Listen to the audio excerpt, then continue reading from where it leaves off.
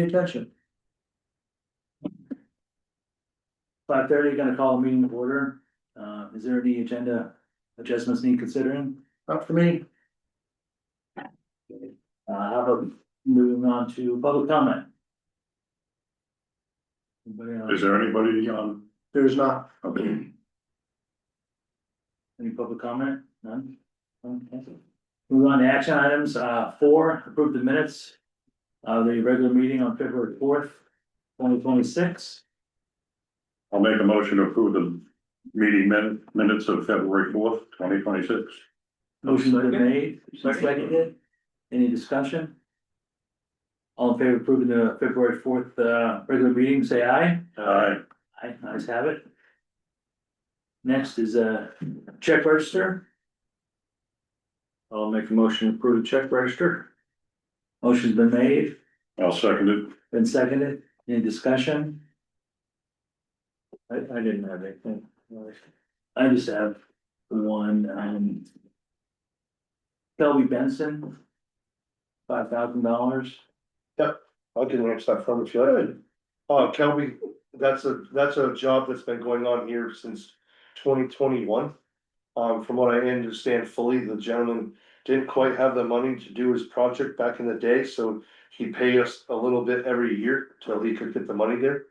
And I reached out to him a few times, he didn't answer, and I don't think it's appropriate that we hang on to someone's money without paying interest and stuff, so I closed that job.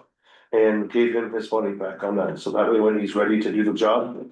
Will it be the same price? It's not even the same price, it's nowhere near the estimate, you know, the estimate's way lower than what it will be today. Okay. So, I made that decision to close that job and, we reimbursed him his money that he's given us. Thank you. Any other discussions? Nope.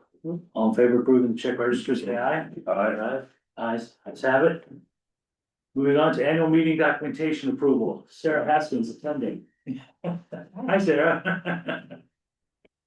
So I think what we need tonight to approve everything, unless you have changes, so we need to, I think there'll be one motion. Need to approve the warrant, the warning, if you will, the budget and all the reports and other documentation that was in your packet, so. If you, a motion of that sort would probably do it, and then I've got the warrant for you to sign, the warning, sign warrant, sorry. Will you add anything? Is that about right? That's it. Budget's the same as you saw last time, didn't change, so. And then the only difference in the warning is all of the information, the Article 7 and 8, about the non-binding. Yeah. Items that you're gonna talk about.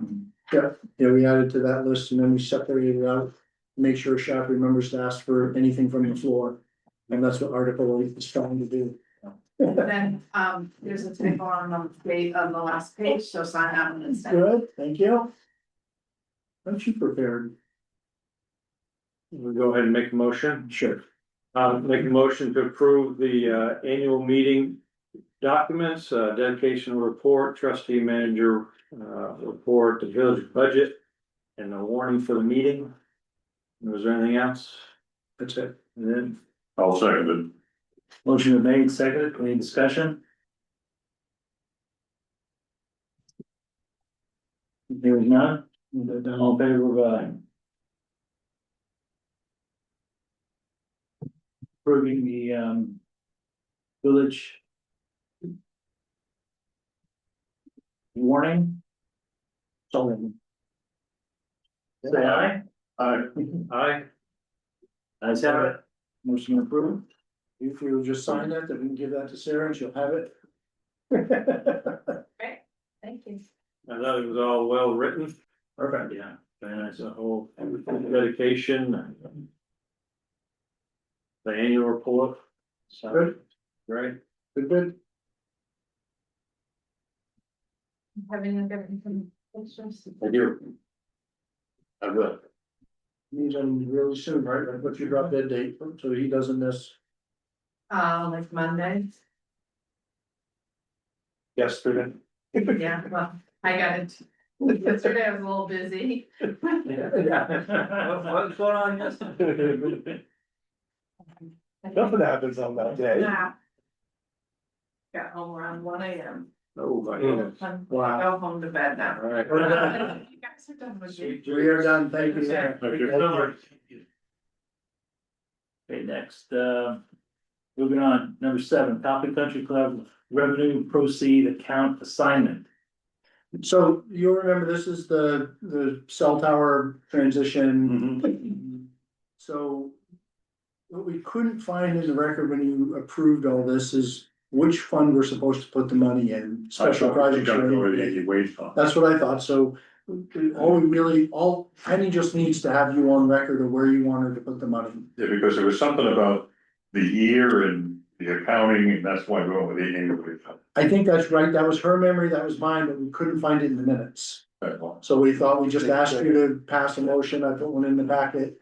You know, I think you've already done this, but we're expecting the check to show up and she needs to know where to put the money. It's as simple as that. They finally straightened the check out. Not quite, I'm still waiting. I sat with our treasurer. Yeah. At the meeting the other day, and Yeah. it was a kerfuffle at the end for the lawyers.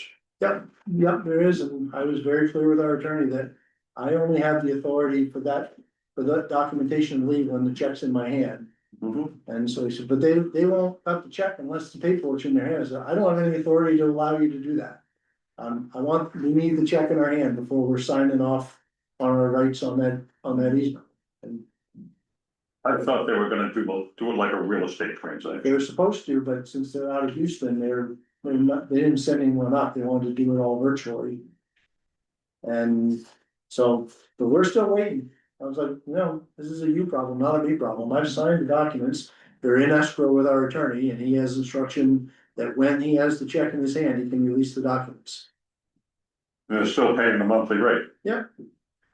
So I'm like, whatever. It's virtually almost done. Yeah, it's all done but the crying, but I just gotta cut that check. You know, Okay, can I get a motion? I'll make a motion to assign revenues that are received by the village from the assignment of the country club lease to the Amy Wade Fund account and retain it in its current funding. I'll second. Motion been made and seconded, any discussion? All in favor? Motion say aye, ayes have it. Next, bucket truck bid award. so this is an odd one, in that, you know, we got some bids and we're actually recommending that we accept the highest bid, which is not what you would expect in the public sector by any stretch. What we found, and Rusty can give you examples, here in a sec, is there's a whole lot of cut rate, equipment being built today, and people are finding very quickly that the low bid stuff is within, there's a bucket truck I know of up in Hardwick that's 2 years old and is already rusted through. And the one we bought a few years ago, Rusty will tell you the numbers here in a minute. We've already spent an awful lot of money maintaining the thing. We're basically a brand new truck. And there's one brand that still builds them the way that they used to build them. They guarantee the body for life. And Johnson is just selling one that's 18 years old and they virtually spent no money on it in 18 years. So for a $50,000 margin, you know, it makes you swallow because it makes the truck $500,000. But for a $50,000 margin, you go from a 8 or 10 year truck to a 15 or 20 year truck. And for a $50,000 margin, our thinking is that that's money well spent, even though it's not what you'd expect normally. So that was where like Rusty and I landed. I don't know if you want to fill in some color on what I just shared in terms of like the number. I don't remember how much they've spent in. I got it here, if you guys wanna know, if you wanna know where we kind of backed up from everything. It sounds like you're going with the value, not with the price. Correct. I thought your write-up sounded pretty, It's, that truck is built in Canada, yeah. so it's actually, powder coated. Every piece of metal on it is all powder coated before it's put together.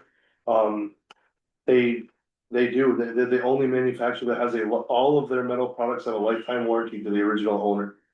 The reason we actually, we had a non-conforming bid, which we didn't go with, thankfully. Hardwick is having a terrible time with that company. They lowballed everybody, but they're upcharging them big time right now. I won't mention the name to criticize anyone. But so we ended up with 2 other bids. One being the one that we have trucks out in the garage with. The truck that we bought 16 months ago, we've already had to put $14,000 in parts in that brand new truck. The valves in the rear have already had to be changed, the sensors in the legs already had to be changed. Doing some homework on the one that we're looking to propose there. Swanton buys them, Orleans Electric owns one, Johnson Electric owns them. I reached out to John Morley in Orleans, his is 5 years old, and they haven't put a dime into the truck yet, at all. In the 18 years as Scott was saying with Johnson, they literally in 18 years have put $14,000 into that truck. And it's actually for sale right now, they're selling it for $14,000. But They're selling it for $14,000. You know, basically what they put into it, and it's 18 years old. And if you look at it, it's got very minimal rust on the body. And the body is actually what rusts right away on ours. I mean, they literally, they put the box on and throw like a couple coats of paint on it. They're not really enameled whatsoever. And in my career, in my fire world career, I've always said, why can't they build a utility truck like they do a fire truck? Why can't they paint them the same? Cause that paint don't scratch. You know, you can throw stuff at it, it doesn't scratch, but our trucks, the tree branches scratch them and then they start rusting. So, I mean, if anything else you wanna know about that direction that we're going, I would love to answer them, I just don't wanna open up and bore you with everything that I went through, so. I don't wanna keep everybody a long period of time, but any questions? The middle truck was at 443, I got all the bids. The other one came in at 498, and Scott and I were sitting down, the bucket that we're looking to replace right now is a 15. So it hasn't even reached 15 years old, and we've already put well over $58,000 in that truck already. The one that we were looking to trade in, just last year, we had to put $36,000 into the chassis to keep it going. into the chassis, Do they have warranties with these things at all? About a year, almost, Year. really honestly and truthfully, kind of like a pill light warranty. Once it's gone, once it's yours, it's yours. Yeah. And they don't even stand behind them very well at all. Well, come from, military background, Carl could attest too, the lowest bid is never a good option. It's because, but it's cost effective. Yeah.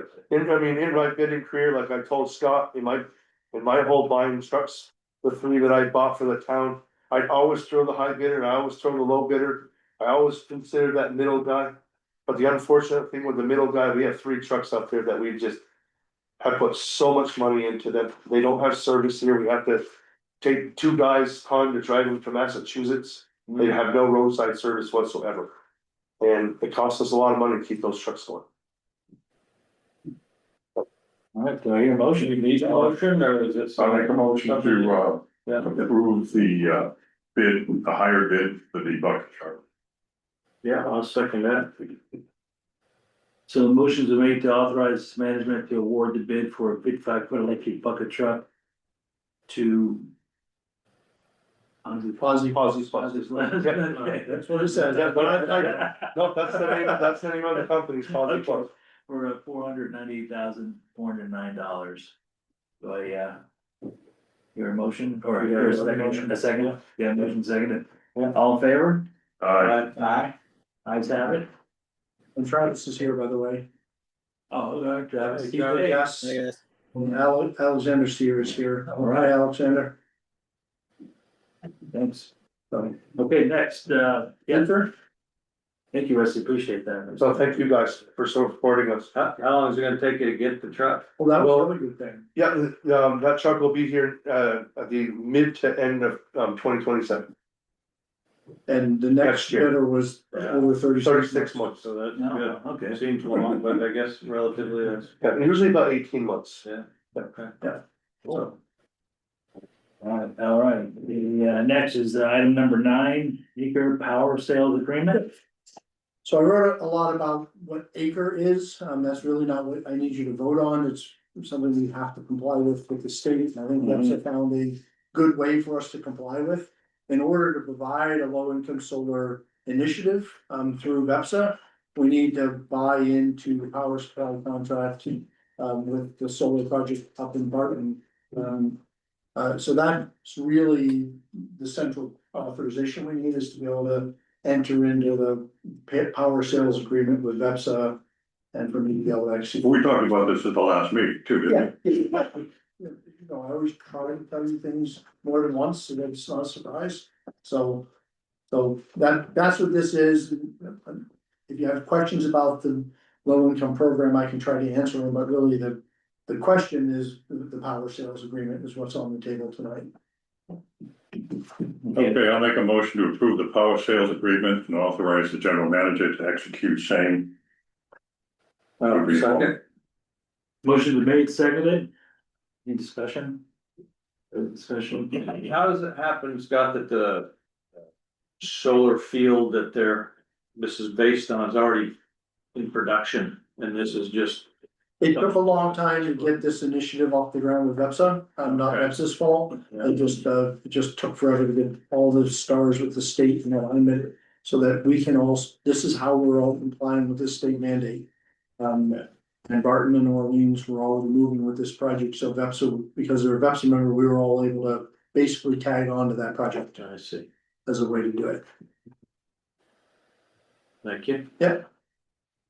All right, motion made and seconded, all in favor of approving, say aye. Aye. Aye. Aye. Ayes have it, motion been made. Yeah, Perfect, thank you. appointments to the planning commission and DRB. All right, let me get there, I know we've got two of them.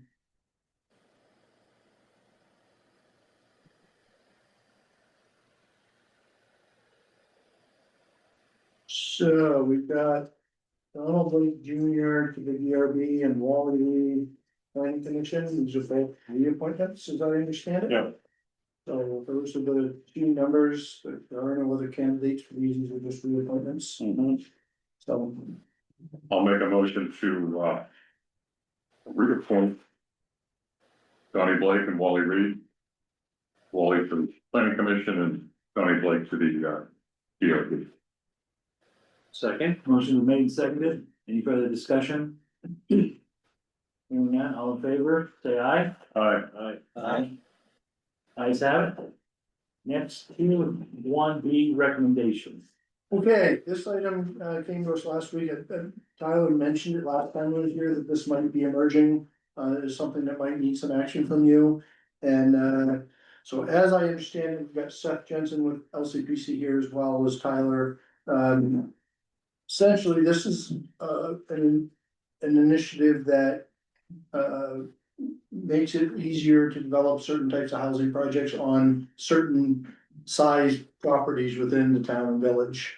Essentially it's limited to that, and since we're a designated downtown, is something we can do, and LCPC's been working on all of the eligible areas. It's a very small portion of the county that's eligible. And so, as I understand, the select board is working on this tonight. They're reviewing it right now as well. And there is a deadline, unfortunately, that we do need to act tonight, because the way that the state process has run, which is not in the control of the town or the LCPC, you know, the deadlines are such that, you know, this is the window we have.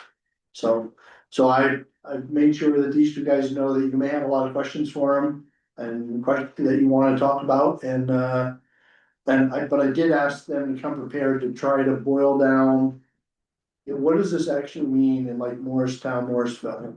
And thanks to Tyler, we got a lot of very large documentation in the packet, mostly because when I was on vacation and Penny said this thing has to be added to the agenda, I was like, well, tell them to find something to help them understand what the hell this thing is. Unfortunately, it's all statewide in nature, all the documentation that we sent, is all they had on hand, it was not criticism. So I assumed you'd have a lot of questions, so I think, you know. But I did ask them to, if you're up for a short presentation, I suggested really short of.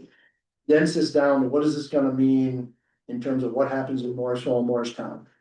Is that helpful if they were to do that? Yes. I don't know which one wants to start. Yeah, so I'm just gonna lead off, and I'm gonna have Seth take over again, like, appreciate you all fitting me into your schedule tonight. So really, in a nutshell, is that what tier one B is designed to do, and something going into more detail, is to exempt, and it only applies to housing projects. Housing projects that are 50 units or less on parcels 10 acres or less. 50, right? Yeah, exactly, for exempting that from Act 250 review. The reason that the planning commission supported this is the very key to point out, this does not preempt our local zoning.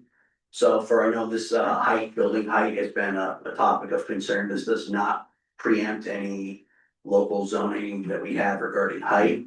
It also doesn't get rid of 181 and the other stuff that is allowed in state statute, but it doesn't further impact our ability to regulate height. It only applies to residential projects. With some maybe some mixed use potentially, some ground floor commercial with residential up above, but it's not gonna impact any large scale commercial projects. It's limited to the map designated downtown and planned growth areas, which you guys should have all seen in your packet. So it's restricted, so it doesn't even encompass all of the village, it encompasses just a portion of it, so most of that would be in the our CB zoning district, basically the downtown area and some of the surrounding area heading up towards heading up Brooklyn Street. Let's see, so it also doesn't absolve the applicant from having permits, right? They need a wetland permit, they need stormwater permit, anything like that, they would still be subject to. And the reason that we supported it is it's kind of streamlining the regulatory process for developers. So I'm thinking more so for your small and mid-sized developer. Larger developers are kind of used to playing the game more or less, and they may have more tolerance to deal with the regulatory hurdles that you could sometimes run into in Act 250, where a smaller developer, somebody who's looking to maybe do a smaller project on the parcel that they own, they may not be less tolerant to having large amounts of cash tied up in the process plays through. And really, we just see it as a tool in the toolbox just to encourage development. We don't really see any harm to the town in doing this, and it may help a specific project. I have not had any developer come into me yet and say, who's beating down the door necessarily to use tier 1B. But I see it as putting another tool in the toolbox, and if somebody could use this and it helps somebody get a project started, then we see that as a good thing. We drafted the letter. We had a tight turnaround on this as well. We found out on basically when the state came and did its site visit and public hearing on this. Basically, I found out that at the meeting that we had a pretty tight turnaround on this, so I warned it for our February 24th planning commission meeting to get it out as quick as I could so we could get it to you guys. And we specifically mentioned that we recommended to both bodies, so it wasn't just the select board, it was to both of you to make sure that you guys had the opportunity to weigh in. But I'll turn it over now to Seth, just for him, if he wants to go into more detail. Sure. About the distinction between tier 1A and tier 1B and any other questions you might have. Yeah, I'm happy to go into that, and Tyler did provide several of the statewide presentations and quite a bit of background information. I pulled together just distilling that down. All of this is on, I think, slides 9 and 10 of one of the presentations that you have. But I played with font to get it all on one page. So here you go. So I'm gonna start with just some background. This most recent 181, Act 181 is the zoning Act 250 reform bill that passed the legislature a few years ago. It included this option of tier 1A and 1B, both of which are designed to kind of streamline the Act 250 process in certain specified areas. Gonna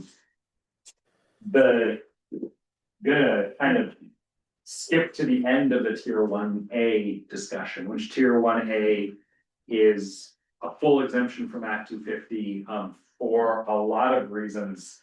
It doesn't seem appropriate for communities in Lemoyne County. Two of the big reasons are an administrative requirement of tier 1A is the community takes over administration of everything related to Act 250, including enforcing existing permits. And, that's sort of like a Burlington Montpelier thing is very unlikely. And then there's another requirement for tier 1A, which is allowing 4-story or more buildings throughout your water sewer area. And it's been very clear in discussions in Morristown, Stowe, Johnson, all of the communities with water and sewer, that that's not something that is viewed as desirable or needed or even serviceable in some of these smaller water systems. So we're not talking about tier 1A unless being very different things from the trustees and the select board tonight, than past discussions. What tier 1B is, which we are here to talk about, is, as Tyler mentioned, exempting housing projects of 50 or fewer units on 10 acres or less in that discrete area. Important thing to keep in mind as we talk about that, because there are not a lot of 50 unit developments. You've had, one or two, but even being the largest community in the region, most of the development is in that size. The typical Act 250 process is cumulative. It's 10 units in a 5-year, 5-mile radius. And Tyler alluded to this a bit. What that can do is make it challenging for some of the smaller builders to do, a few units or less a year, because they hit that 10-unit threshold, and then everything they do is subject to Act 250. And that has in some effect. I'm not as familiar with development patterns in Morristown, but what we have seen in communities like Wolcott, Hyde Park, Jeffersonville, and Johnson is some of the people who might build entry-level housing choose not to, because they aren't able to divide the land into 2 or 3 lots a year. They end up doing rehabs, or they end up doing, working with larger developers on like a larger apartment building, for example. So that's one way in which smaller build projects might be enabled through this. The requirements for tier 1B and why the potential tier 1B areas in the region are pretty small are, as Tyler mentioned, mapped in the future land use map of the regional plan, which we met about I think late last year in the downtown or planned growth areas. So for you all, that's the designated downtown, some of the surrounding neighborhoods and portions of the north end. The community needs to have a duly adopted and approved municipal plan, which Morristown and Morrisville do. Also adopted permanent zoning and subdivision. And actually only about half of the communities in the region have both adopted zoning and subdivision, and Morristown, Morrisville doing one of them. And then having wastewater infrastructure or soils that can accommodate on-site wastewater. And important note, because if you look at that maps, you might see some of the lots and areas may not be connected directly to the system. It is served or potentially to be served. So the area, includes those planning areas. And then the last piece is an opt-in by the municipality. So that's the discussion for this evening. And happy to answer questions. Before I do that, the one point Tyler made, I want to just reemphasize, because there has been a lot of talk about zoning and subdivision preemption at the state. There is information in the presentation about tier 1A and the requirements for local zoning that go on for tier 1A requests. Tier 1B, the only requirement of zoning and subdivision is that you have it to be eligible for the designation and to make the request. It does not mandate that you make changes to increase or decrease density or related to that building height or setbacks. And it is an Act 250 exemption for those projects, but they still will need to go through your full local process. as well as state technical permits. So we know sometimes Act 250 gets used as shorthand for all state permitting, but building safety permits, highway access permits, if it's on a state highway, sewer, water, stormwater, wetlands, all of those remain in effect. So it's really just discreetly about that Act 250, final Act 250 concept. What's the definition of unit? I guess, maybe a silly question, but is it single family, multifamily? Yeah. Both, everything? That's a really great question.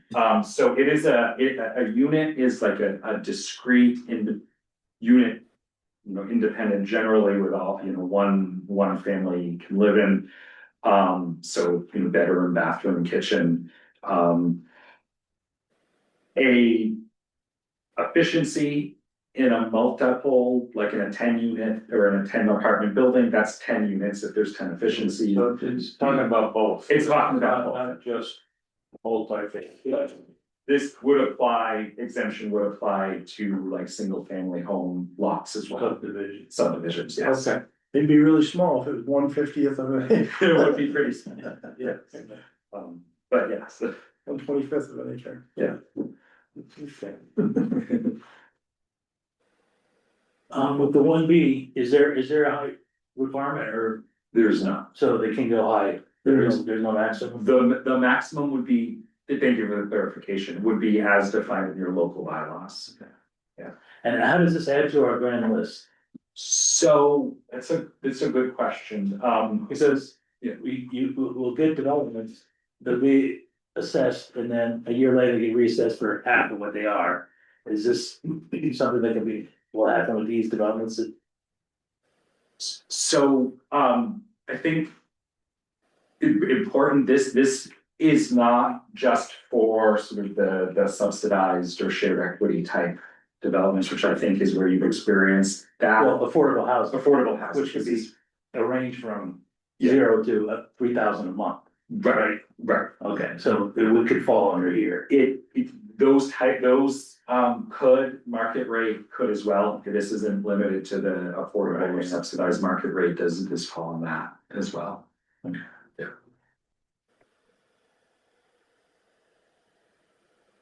Any negatives you guys see in it that you're? Not particularly from my zoning perspective, because again, it's fairly limited and that it doesn't mandate us having to make changes to our zoning. It doesn't preempt anything. It's again, I see it as a tool in the toolbox. I don't know how many developers will take advantage of it. Could be a lot.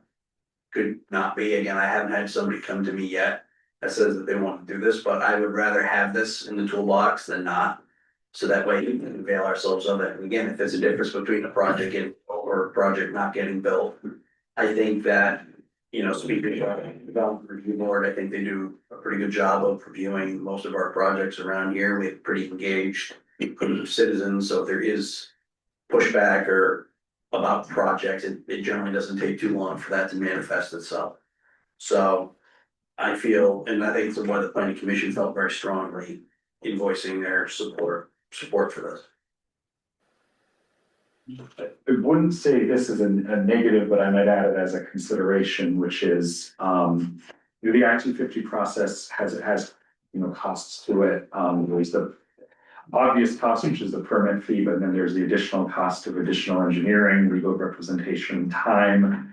In a big, good amount of the service area of your sewer and water, by having an exemption for those medium-sized projects, there is some potential cost savings. Thinking about if while still providing that cost savings, how that might enable you to do capital planning with your connection fees or such to make it's something I've brought up with the other communities as well. People end up putting quite a bit of resources into the Act 250 process that could potentially instead be reinvested into your municipal infrastructure. And looking at, after a couple of years of experience, your ordinances and fees, that is something that people are doing.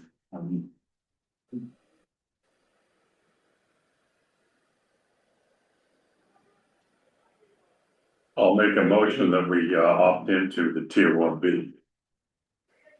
Yeah, I'll start second. Any discussion? More? Okay, all in favor of approving the tier 1B? Say aye. Aye. Aye. Ayes have it. Third, thank you, gentlemen.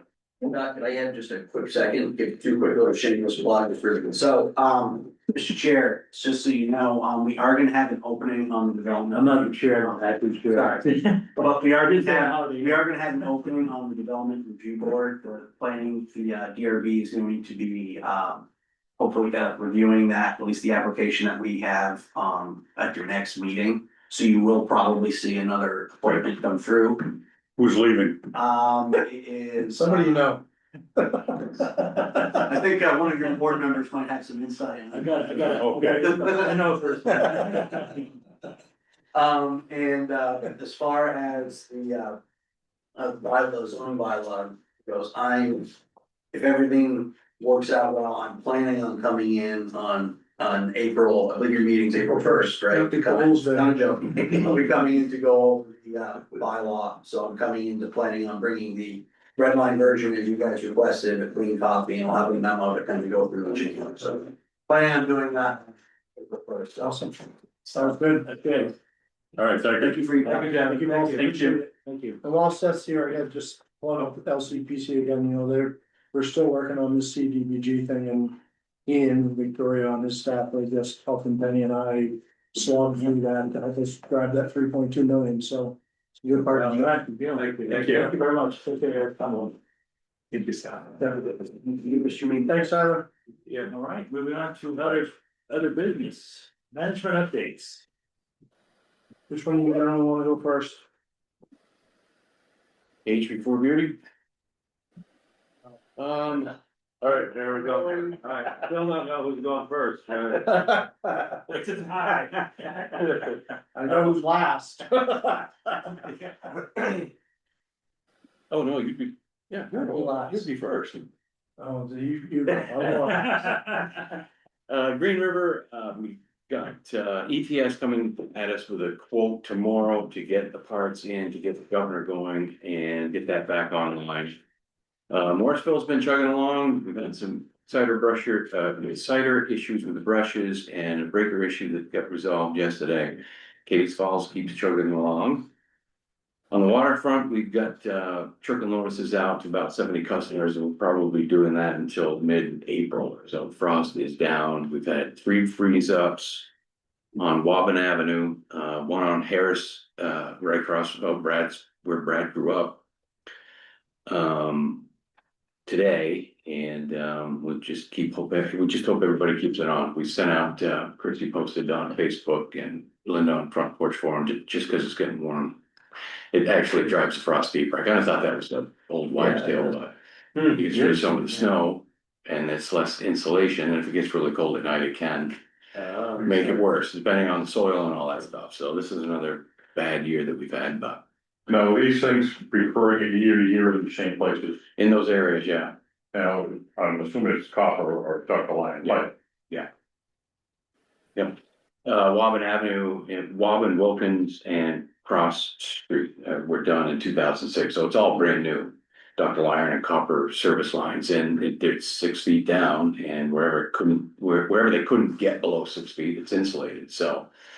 But that's the soil over there, John, I was talking with John about it, the soil over there is really gravelly, which, allows for the cold to sink further, or a combination of gravel and clay. It's a bad spot, and the Catholic Church is usually our bellwether or our touchstone. When that first goes, we send the notice. have you ever tried using a welding current to go through the pipe? You go through some pretty shady horror stories. I've done it. But It all works fine until you do it into a house that is not grounded Yeah. appropriately. And then smoke comes out of the house. So don't do that. I know on the ship on our deck lines, if they froze, that's what I would do. Yeah, no, I've done it. Yeah, they used to do it in the older days, but they don't do that anymore. Yeah, it works till it doesn't. When you get 2 grounded houses and you go on each end with a tap, that thing will be running water really quick. Might not be running out of the faucet. Yeah, it's not, no longer an accepted practice. It used to be a best practice. And back then they had flared fittings, so it was copper to copper. Now we've got compression fittings, so you can melt the. Okay, yeah, you'll melt the seals. Oh. Yeah, we have a neat little thawing machine that, you know, it's got hot water in it and it's got a really high pressure pump, so it pumps and sprays hot water, and we just keep feeding it along until we get through the curb valve and then to the main and have it come, so. So we had a lot of fun with that, and I'm afraid there's probably a few more to go before we get done. We've got a valve on George Street that we can't operate, so we're gonna dig that in the spring. Scott mentioned with the LCPC help with the funding, we put out an SOQ for engineering on the well house and the work that needs to be done up there, and we've heard back from just 2 engineering firms, A&E and Rick Pierce, so. We're gonna huddle up and come up with a decision. We're gonna go in there. And. That's about the bulk of it. Good, thank you. On our side, we've been helping with some of the remodeling, moving the offices around in here, so the floor can get changed, everything getting painted. Some of the cool days, they've been getting some oil change and stuff in the trucks. We have been out there fixing some of the street lights that people are talking about. We've actually had quite a few transformers being changed out for the last minute solar people. Hopefully those will come to an end. We've been helping Hyde Park a little bit with our load loggers, trying to get everything situated over there so we can get that transformer back onto their own system, not on us anymore. Fingers crossed, I'm hoping 2 more weeks so we can kick them off. We had a safety meeting. We've had a few new services, disconnect, reconnects, working with quite a few of those. I think there's a lot of homes going up for sale here in the village, so everybody's like upgrading the services before the realtors will sell them, so we've ran into quite a few of those lately. It is, Brent. You just, I don't know. Oh, power back on. Power back on. And we've really been hitting it hard on the DCU project. That's coming on, it's pretty hot and heavy. We're doing a lot of the make ready now. We're sitting DCU, the DCU project. part of AMI. Yep. I don't know if they're all DCUs. The DCUs are the data collector units. We have to go out there. We have 20 of them and we gotta set poles and get ready to have power to them. We've now got everything. Our meters are here, the DCUs are here, is it MIUs? MIUs are all, everything's here. We gotta MIUs are the repeaters on the water meters. So they can talk to the same. Was that the ones we had to change out? They definitely came with a different one. Yeah. So just so you know. So these data collectors, we have to really try to get these going because that way we can start testing everything, so. Yeah. It's really been crunching. Are those connected by fiber?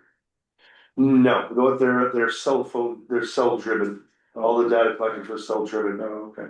We just gotta get. They our- can be connected by fiber, that's an option, but Maybe it's they talk way about less that. expensive to do it with cells, so that's Okay. where how it's being done now. Yeah. And that's about the gist of everything. Our new dump truck is here now. The old, in with the new, out with the old. So the new one is here. The Colorado will be here in April. Okay. Like I said, the bucket truck is mid to late next year. That's about it. Is the garage, is that heated, or what is that, is it?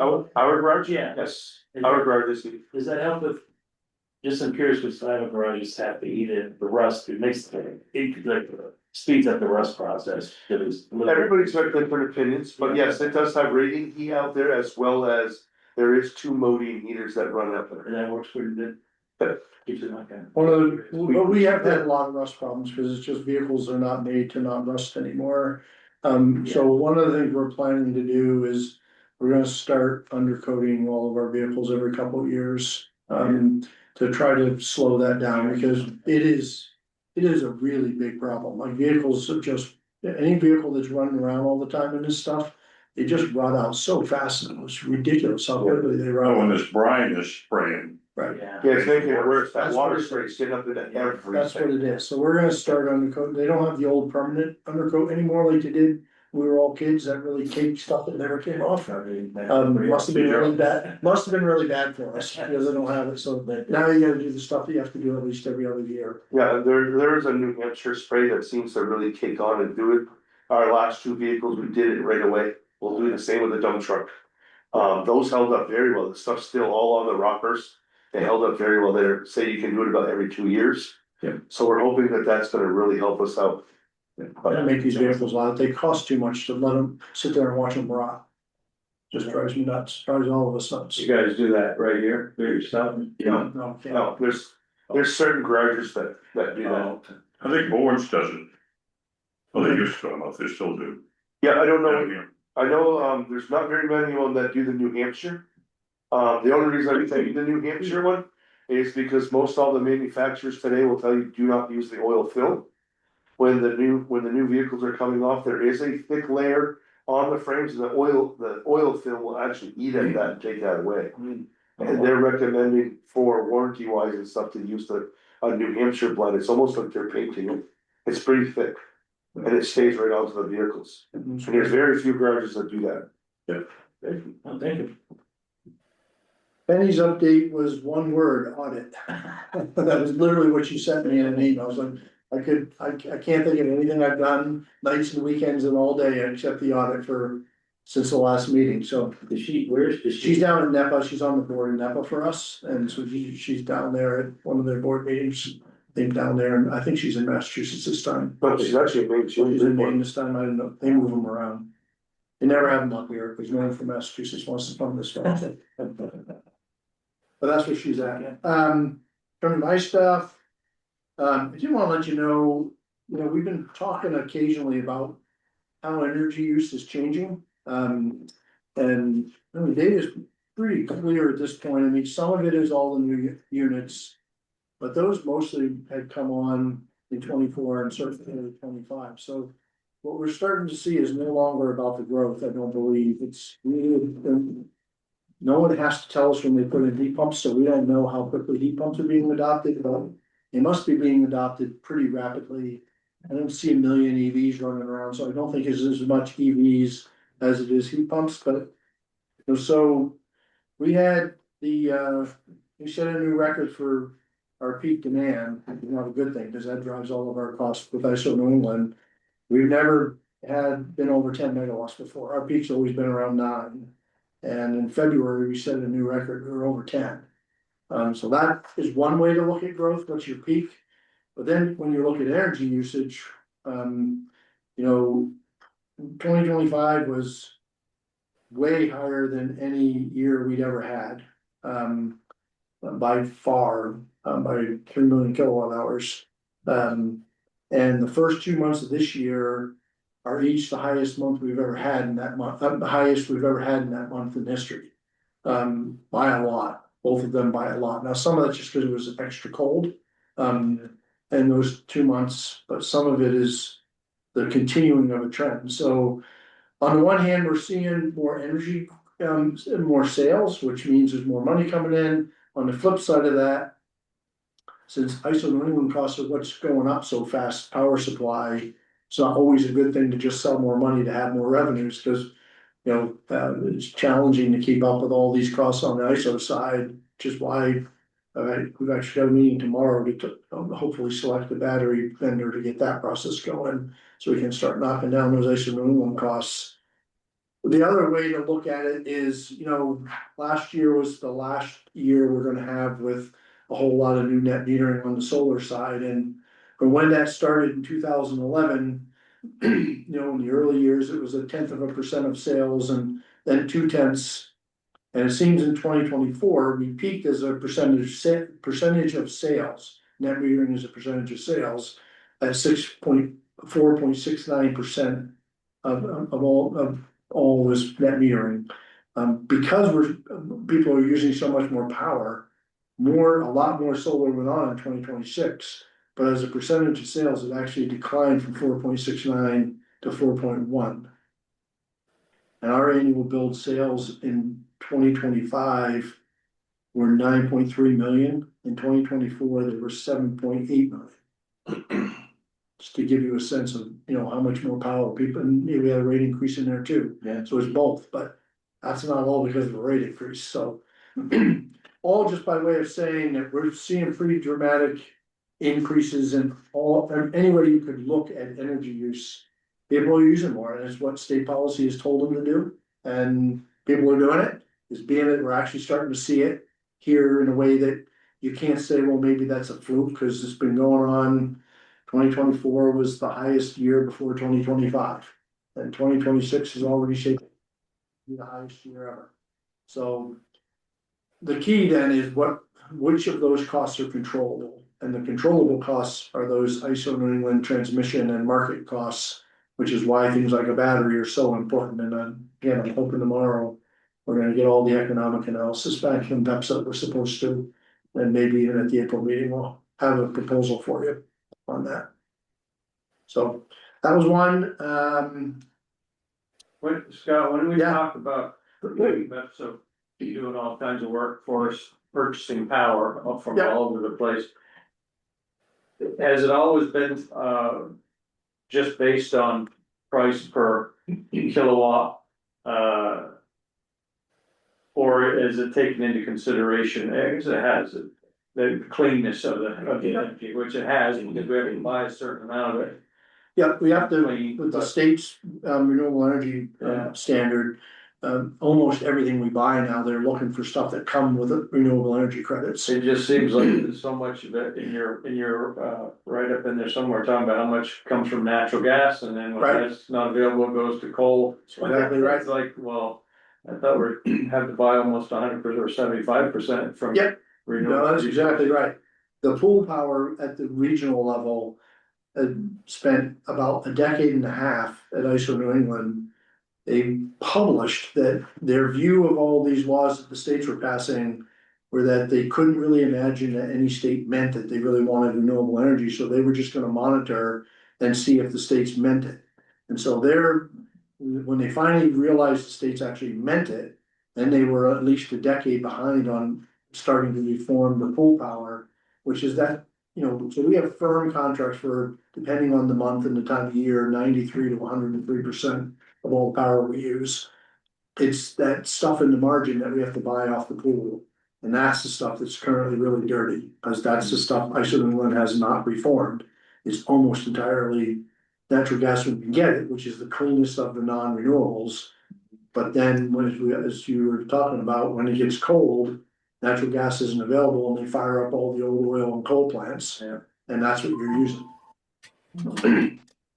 So that was that one. Did wanna let you know that, one of the things I had sat in with in Hyde Park is, they're going through some governance training for some of the problems that they have over there.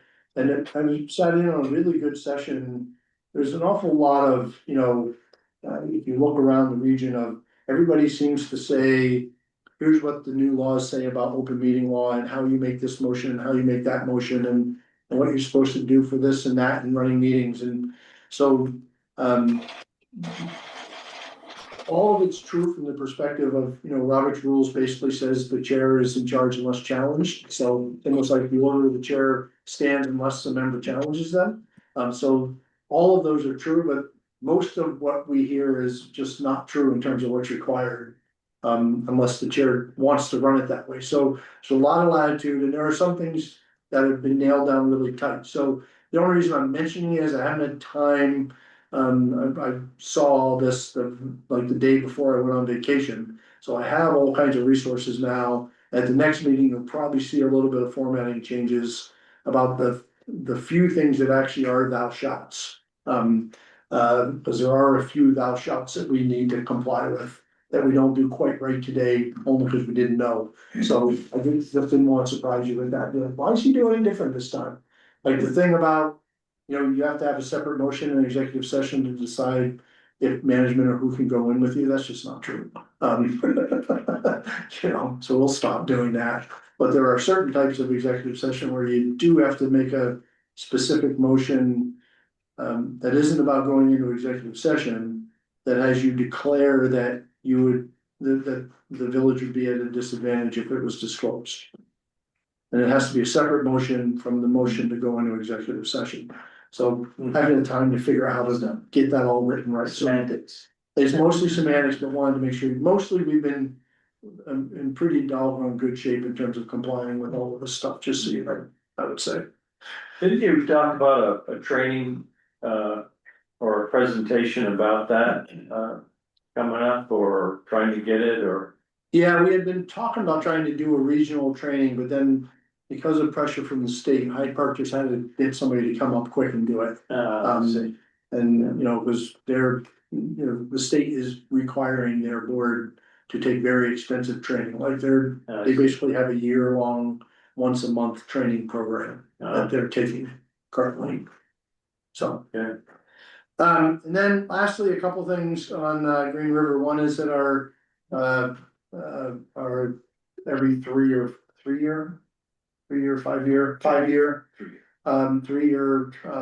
massive, you know, inspection protocol that we have to do for FERC, got approved. So the work that Gomez and Sullivan did for us a year and a half ago now, or so, that finally got approved by FERC today. We got the letter today, so that's good.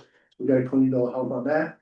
And then we haven't met since the big announcement about Green River, so just figured it's worth, in a public setting. And, you know, I think, you know, we got there at least with all the parties, and the next step is to meet with FERC, which is being scheduled with, have a workshop. To have them hear from all the parties that, yeah, we want you to accept the state study, and we want you to incorporate all these provisions, and everybody agrees, and let's just get this done and be done with it all. So I think that's a pretty good step for us all, and I think the outcome is something we can find a way forward with and keep generating good, clean and renewable power up there. And so, yeah, I think the event was pretty good down with the governor. The governor decided he wanted to make the announcement himself, so that was great. Thank you both for coming. That was a good event to have, and so, yeah, we're there. Yeah, nice work, everything. It's all good. And to you again, Yeah, yes, thank you. Pretty exciting. A few years coming. It took quite a few years coming. So, I never would have thought I'd be here for 3.5 years before we got to that answer, but I thought it'd be a lot quicker than that. Well, we got it. Yeah, sometimes endurance is what matters, right? That's right. Okay, any other business to come before the board? Nope. Any reason to go into executive session now? Do I just have the board stick around for just a second once we go off one? Sure. Please. So technically, we can do that. Okay, well, it's not a big deal. I just wanted to share with the building remodeling and stuff with the lots and stuff. Oh, just to walk, yeah, okay. I just wanna tell them about Okay. their procedure with it, so I Okay, don't perfect. really wanna air that, but. Yep, no, that's fine. So, Make a motion to adjourn. Motion made, seconded. Second, what time is it? It is 6:28. It's 6:28, motion been made and seconded to adjourn the meeting. All in favor, say aye. Aye. Aye. Thank you, Alexander, appreciate it. Thanks all. Brad, hang on a sec. Travis, hang on a Okay. sec. I don't mind you doing it, it's just,